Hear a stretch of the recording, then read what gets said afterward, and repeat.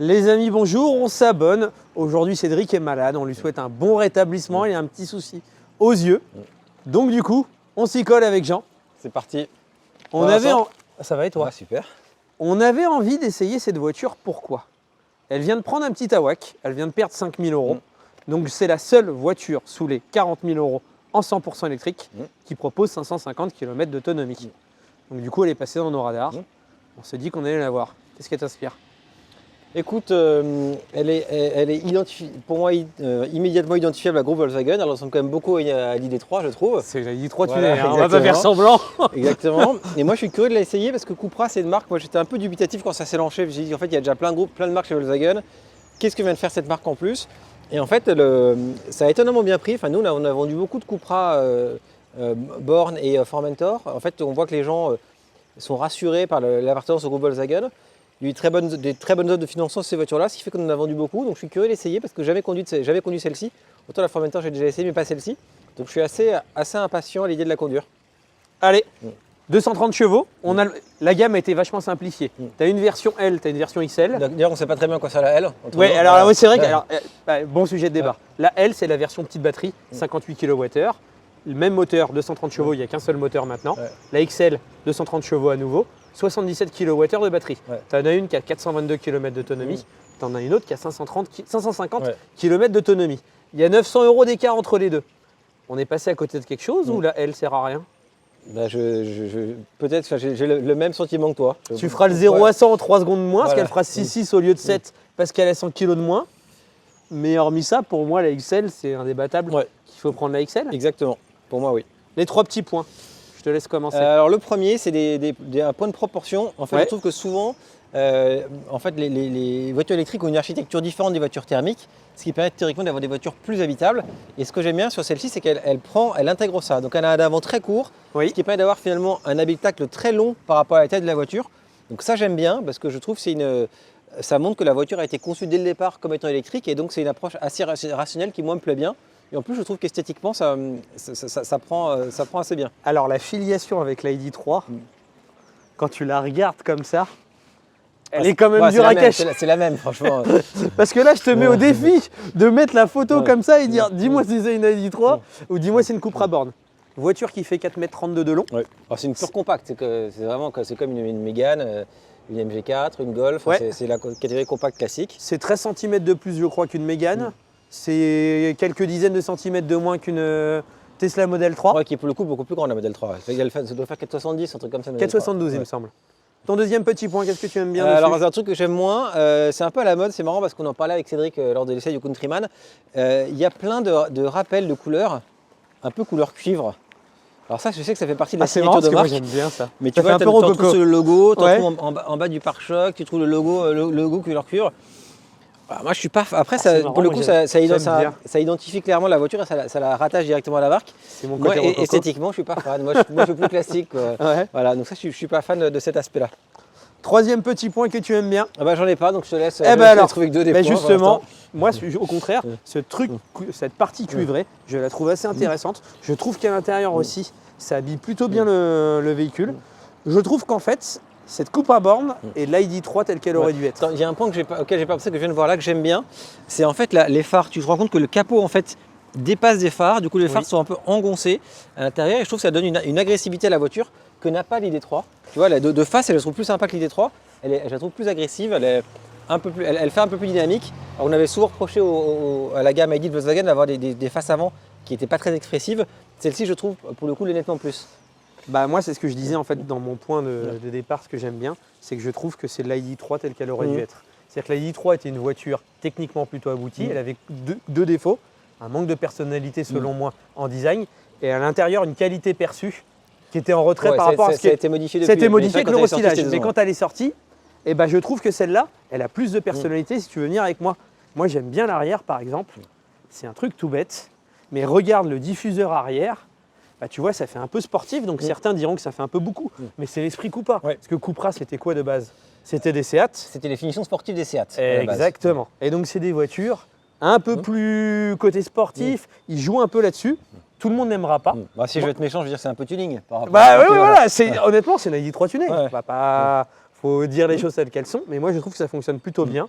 Petit détail, par exemple, l'ouverture de coffre ici.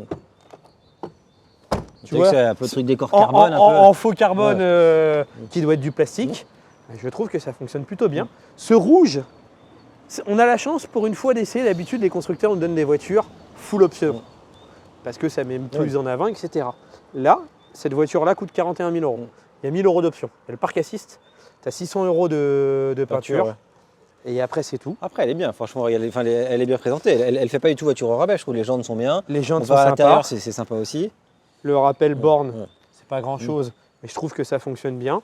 Ce que j'aime un peu moins, c'est cette partie-là qui fait un peu cheap. Mais honnêtement, c'est plutôt pas mal. On va conduire. Très bien, on est parti. Allez.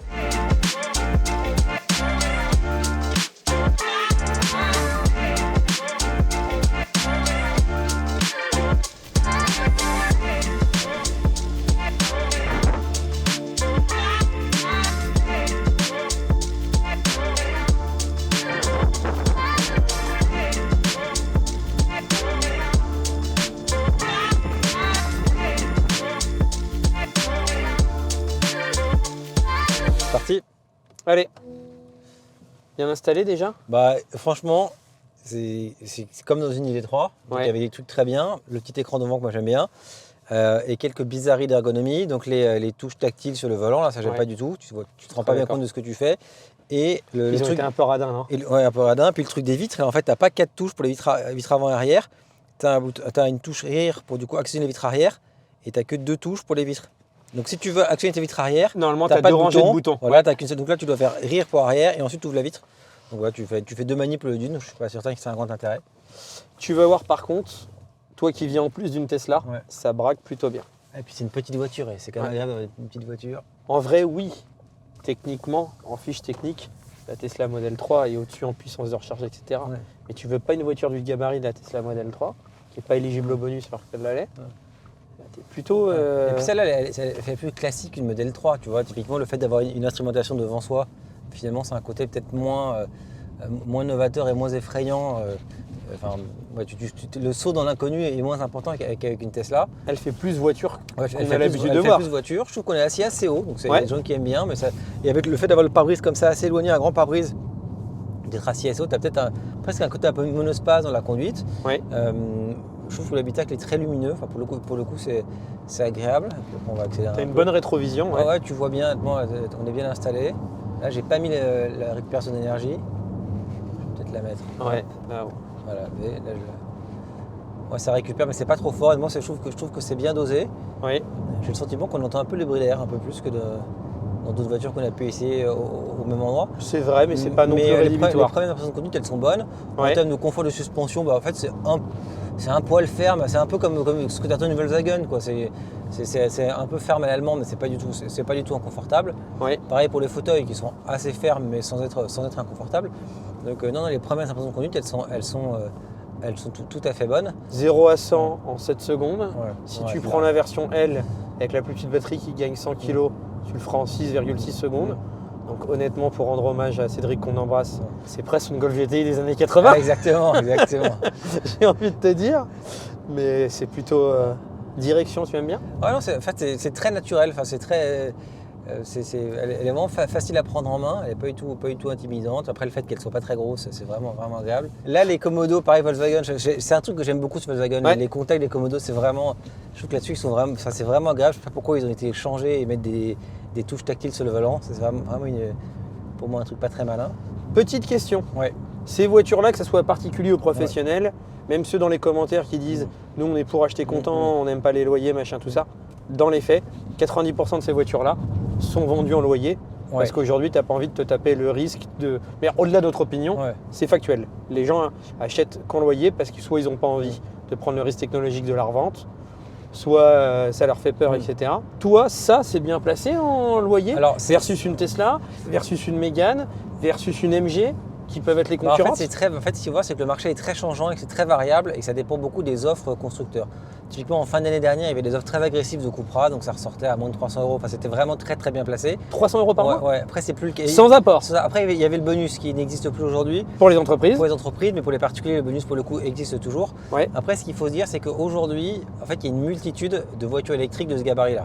Tu as la Mégane, tu as la MG4, tu as celle-ci, tu as la 308, enfin tu en as plein. Et en fait, il y a beaucoup plus de voitures, il y a beaucoup plus d'offres que de demandes. C'est fini la fête de… Les approvisionnements sont compliqués, donc vous les achetez la voiture au prix qu'on… Maintenant, ils sont obligés de faire des remises. Exactement. Donc sur ces voitures-là notamment, avec des constructeurs notamment historiques qui ont un peu de mal à vendre ces voitures-là, en fait, c'est le retour des remises et il y a en fait de manière très régulière des offres promo chez les différents constructeurs, ce qui permet d'avoir des loyers qui sont vraiment bien placés. Donc aujourd'hui sur cette voiture-là, c'est plus le cas parce qu'il y en a eu en fin d'année, ils ont dû vendre les voitures comme ils le voulaient. Là, ils viennent de la baisser de 5 000 euros. Ils l'ont encore donc baissé les retours des offres, à mon avis. Pour cumuler, pour absorber la baisse, la fin du bonus. Donc je viens chez toi. Toi, aujourd'hui, c'est plutôt des professionnels et un peu des particuliers. Ouais. Mais je vais pouvoir te dire, voilà, aujourd'hui, celle-là, elle est bien ou elle n'est pas bien. Et puis surtout, dans la même catégorie, il y a tel modèle sur lequel il y a des promos en cours. Parce que voilà, il y a des voitures, il faut que les voitures elles soient vendues. Donc les constructeurs ils sont obligés de faire des efforts. Les loueurs à longue durée ont aussi des objectifs de pénétration de véhicules électriques dans leur parc. Donc tu peux faire une offre. Donc ils vont pousser les véhicules électriques. Donc c'est clairement aujourd'hui une catégorie de voitures sur lesquelles il y a des coûts à faire. Donc je ne peux pas dire aujourd'hui cette voiture-là elle sera à 200 €, mais ce qui est pratiquement certain, c'est que dans les mois à venir, il y aura des opportunités sur ce type de voiture-là en location longue durée. Tu nous fais une bonne transition, d'ailleurs pour finir un peu sur toi et PCA. Pire des cas, tu seras au même prix qu'un constructeur. Meilleur des cas, tu es au courant des offres de par les loueurs avant les loueurs et tu seras mieux disant qu'un constructeur. En fait, ce qu'il faut se dire, c'est qu'aujourd'hui, quand tu achètes une voiture, quand on finance une voiture, la première offre de financement qu'on va avoir, c'est celle du concessionnaire. Donc nous, on a parmi nos panels d'offres, celle des concessionnaires. Ce qui fait que si l'offre du moment, c'est une offre de concession, on aura la même offre. A l'inverse, si les concessionnaires ne sont pas bien placés, mais qu'il y a un loueur longue durée qui a mis en place une promo sur la voiture et que ce loueur a des loyers beaucoup moins chers que la concession, nous, on sera capable de proposer cette solution et de proposer aux clients le meilleur loyer. Et là, du coup, l'avantage en passant par nous, c'est que notamment si tu as plusieurs voitures, à chaque fois, en fait, tu as une proposition très bien placée. Point sans transition, il y a un modèle qui n'est pas encore sorti au moment où on tourne cette vidéo, qui a une version plus puissante. Elle va gagner 2 kWh en batterie, elle sera en 79 kWh, elle aura une autonomie de 570 km, mais surtout elle sera à 325 chevaux. Donc c'est une version un peu surpuissante, elle devrait arriver cet été. À mon tour de conduire. Pour le coup, c'est assez cohérent avec l'image de Cupra, oui. Qui se veut très dynamique.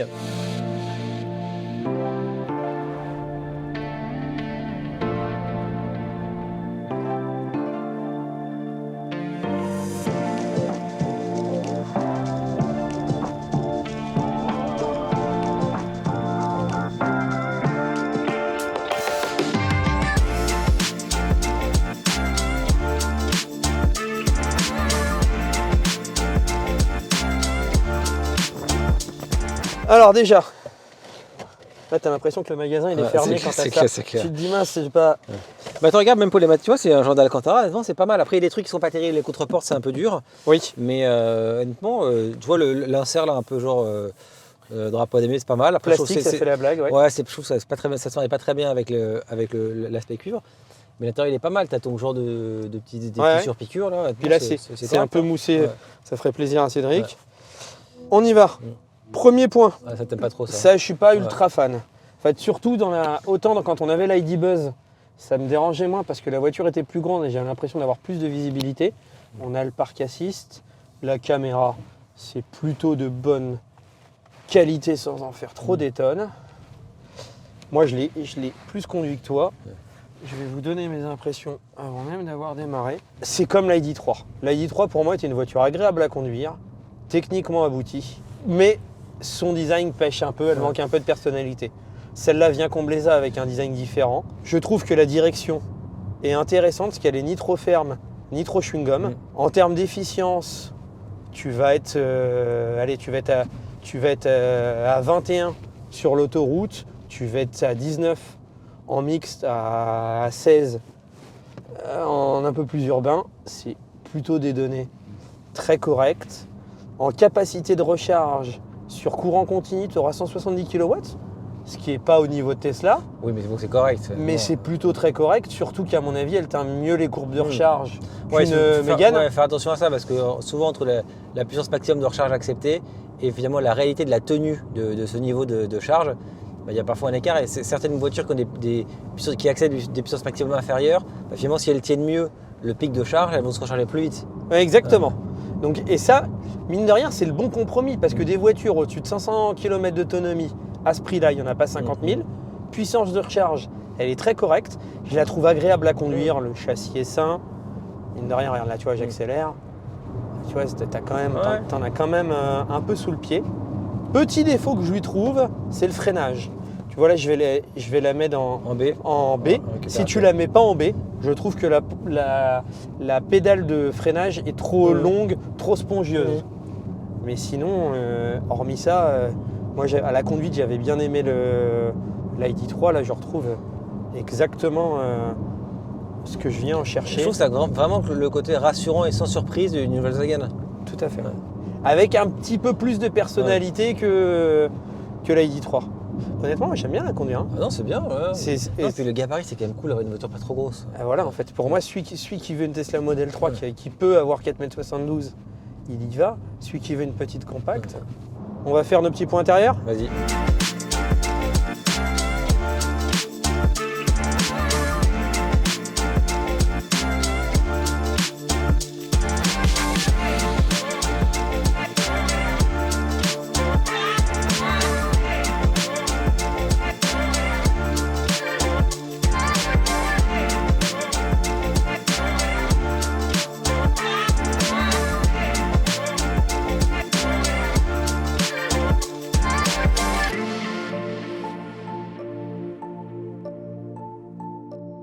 Premier point, c'est que je trouve que l'impression de qualité globale est rassurante.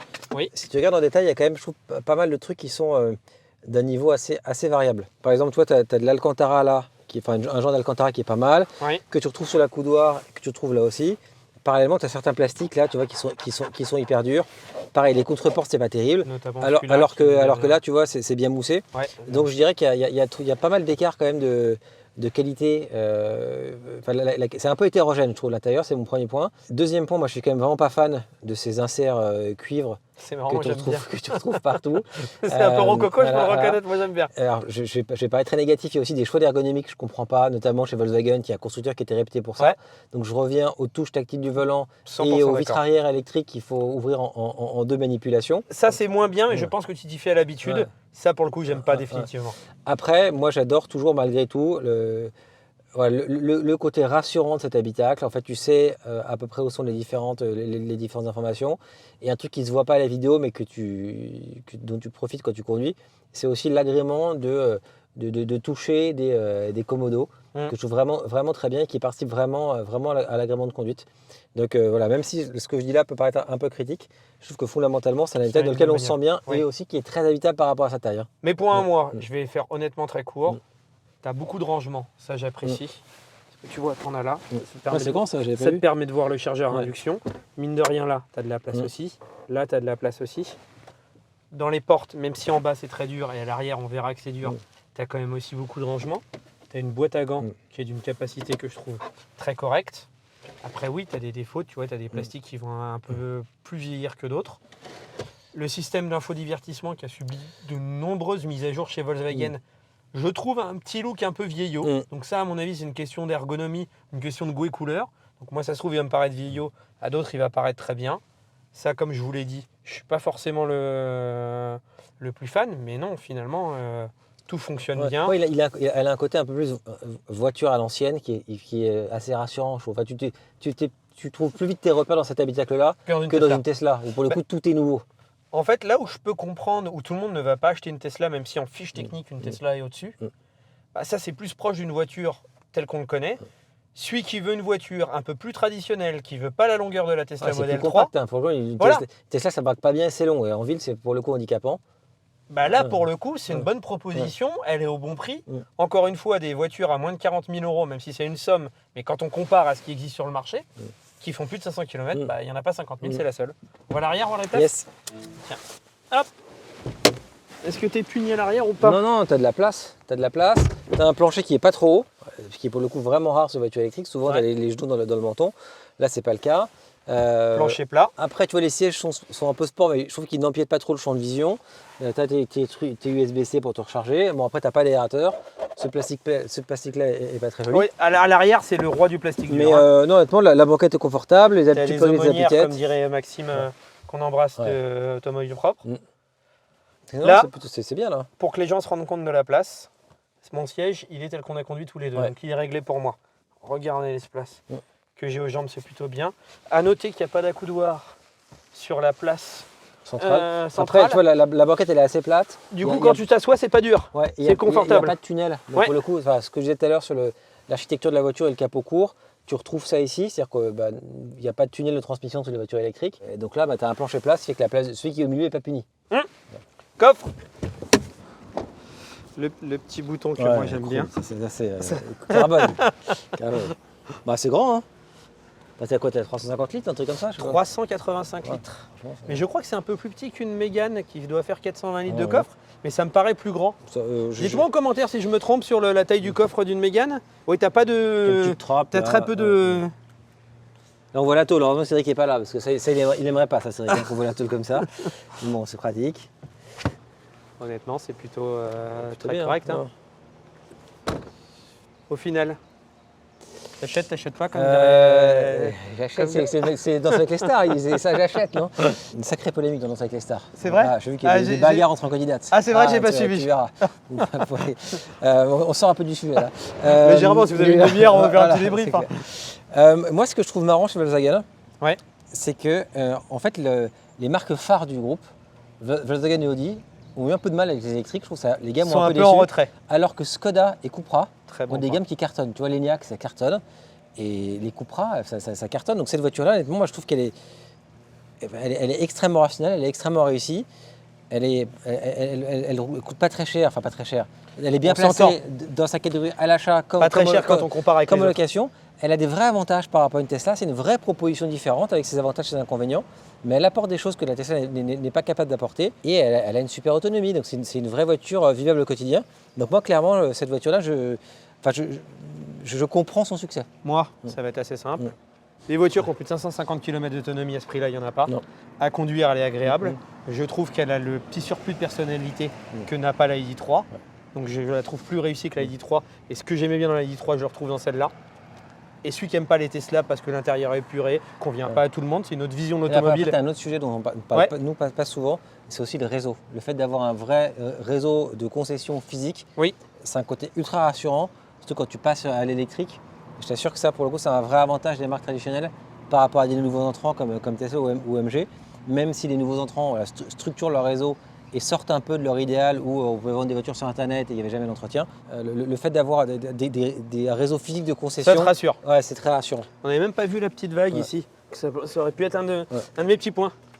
Les amis, on s'arrête ici. Pour retrouver ces gens, c'est PCA Service. Pour nous retrouver nous et Jean, c'est sans borne. On s'abonne, le petit commentaire, le petit pouce bleu, la bise à mamie. Et pour une fois, la bise à Cédric. Moi, je suis pas l'animateur voilà. principal. Cédric fait ça depuis 20 ans. Pour moi, c'était nouveau. Ça, c'est vraiment les remplaçants là. Voilà, là, l'équipe B, là. c'est l'équipe B. On vous embrasse, à très vite.